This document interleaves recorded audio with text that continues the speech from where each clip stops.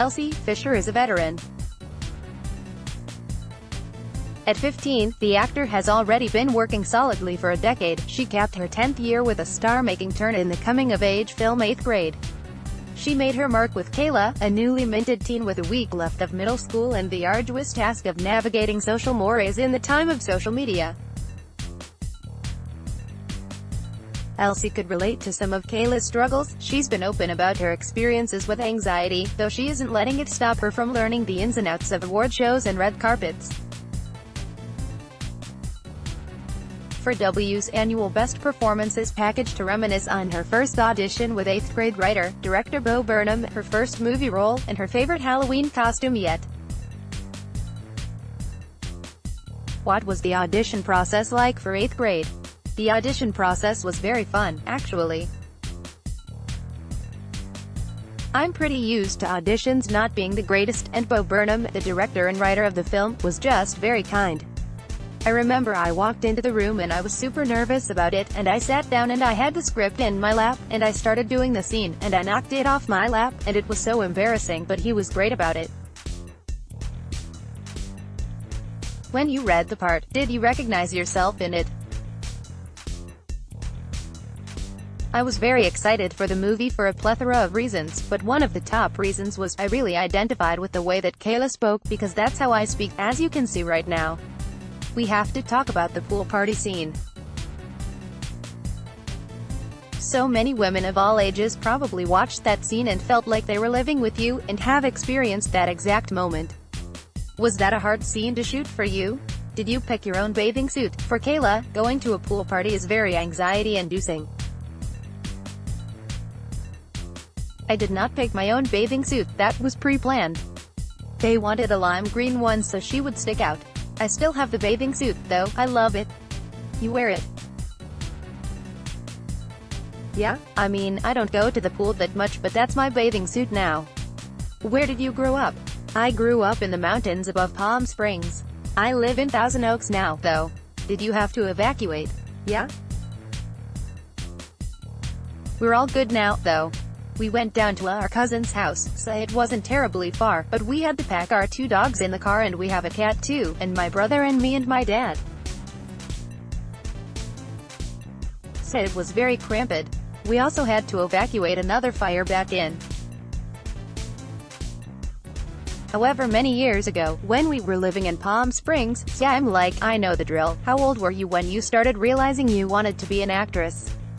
I have been acting since I was about 5, so yeah, I've always enjoyed doing it, but it wasn't necessarily a conscious start for me.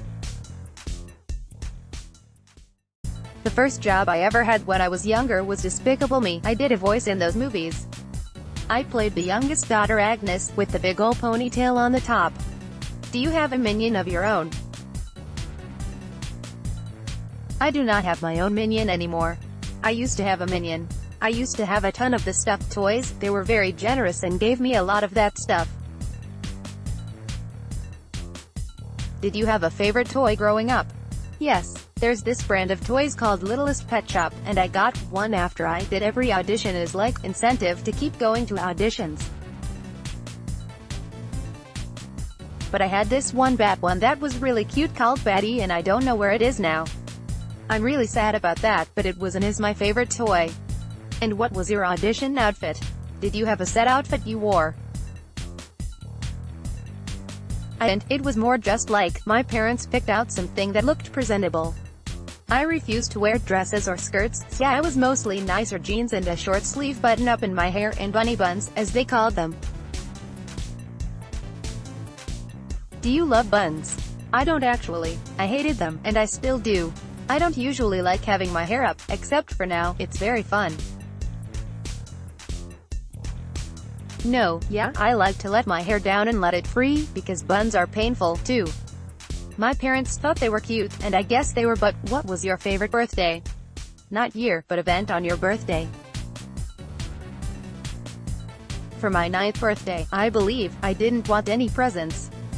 I had gotten a Nintendo DS, and I'm like, this is good enough, so I had all the people who came over to my party buy dog food and cat food, and we donated it to the local pet shelter. Then afterwards we got pizza, and that was really fun. What was your first red carpet outfit? My first red carpet outfit was for Despicable Me. I don't remember the outfit fully. I know I was wearing like a dark button-up shirt and some flip-flops or something, and I had my hair pulled into these wild buns. But I remember it was super bright out, so my agent was really nice, and she gave me these sunglasses, but I ended up looking like a total diva, and it's so funny to look back on the photos. I was probably closer to 7 at the time, cause it takes a while to produce animated stuff. What was your favorite Halloween costume that you've had? I'm actually very proud of last year's costume. I didn't want to seem too pretentious or whatever, so I didn't really wear it out. I went trick-or-treating, but I'd only used half the costume, because half of the costume was just a B1C, which was fine, and then I made my own Oscar out cardboard and glitter glue, and I was Oscar buzzed. I'm pretty proud of that one. But you left the Oscar at home. I did. I just went as a bumblebee. What was your first email address? Or maybe it's still your email address. Thankfully it is not anymore. I used to play Minecraft a lot. I was a gamer kid, I still am. I remember being really anxious to make my first Gmail. I'm like, this is what adulthood feels like. So my first email address was my username at the time for Minecraft, and then it was Loves, spelled L-U-V-S, and then, in all caps, butter, but B-U-D-D-E-R, @gmail.com. It was so weird and I'm very embarrassed of it now. When you were growing up, did you have a favorite TV show? Yeah, when I was growing up I really liked Hannah Montana and a lot of the older Disney shows, like Wizards of Waverly Place. Although it was weird, I was also a fan of The Office at the time. I still am, but some of my childhood shows aside from Disney were The Office, and South Park. I was very starstruck when I knew Steve Carell was gonna be my dad in Despicable Me. I was like, I've made it, I've made it. This is what fame feels like. You clearly went a different route than the Disney route. Did you also audition for that world?